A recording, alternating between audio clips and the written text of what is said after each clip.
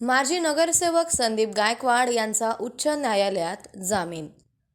जामखेड येथील बहुचर्चित आत्महत्येच्या प्रकरणात आरोपी संदीप सुरेश गायकवाड याला मुंबई उच्च न्यायालयाच्या औरंगाबाद खंडपीठानं जामीन मंजूर केलाय। न्यायमूर्ती शैलेश पी ब्रह्मे यांनी 6 एप्रिल 2026 रोजी हा आदेश दिला। सदर प्रकरणात जामखेड पोलीस ठाण्यात गुन्हा क्रमांक 648/2025 अंतर्गत भारतीय न्याय संहिता 2023च्या कलम 108 अन्वये गुन्हा दाखल करण्यात आला होता। संबंधित नर्तिकेनं 4 डिसेंबर 2025 रोजी साई लॉजमध्ये गळफास घेऊन आत्महत्या केली होती।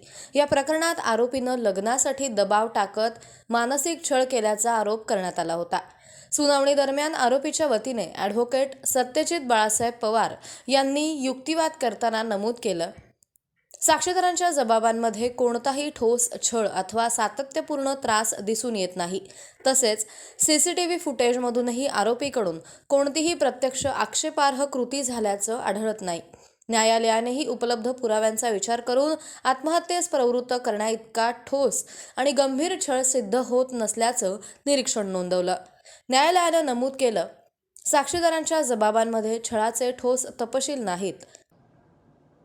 काल माननीय मुंबई उच्च न्यायालय औरंगाबाद खंडपीठाने जामखेड येथील नर्तिके आत्महत्या प्रकरणी आरोपी असलेले श्री संदीप सुरेश गायकवाड यांना जामीन मंजूर केलेला आहे।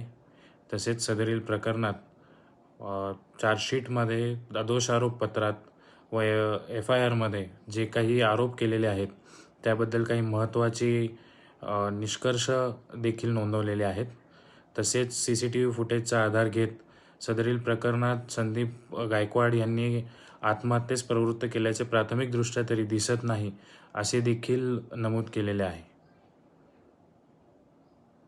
तसेच आरोपीच्या कथित कृत्यांमुळे आत्महत्येचा थेट संबंध जोडणारा स्वतंत्र पुरावा उपलब्ध नाही, त्यामुळे आरोपीला जामीन देणे योग्य असल्याचं न्यायालयानं स्पष्ट केलं। दरम्यान या प्रकरणाला राजकीय पार्श्वभूमीही लाभली होती। आरोपी संदीप गायकवाड हा जामखेडमधील माजी नगरसेवक असून त्याचे विविध राजकीय पक्षांशी संबंध राहिले आहेत। 2016च्या नगरपरिषद निवडणुकीत तो राष्ट्रवादीकडून निवडून आला होता।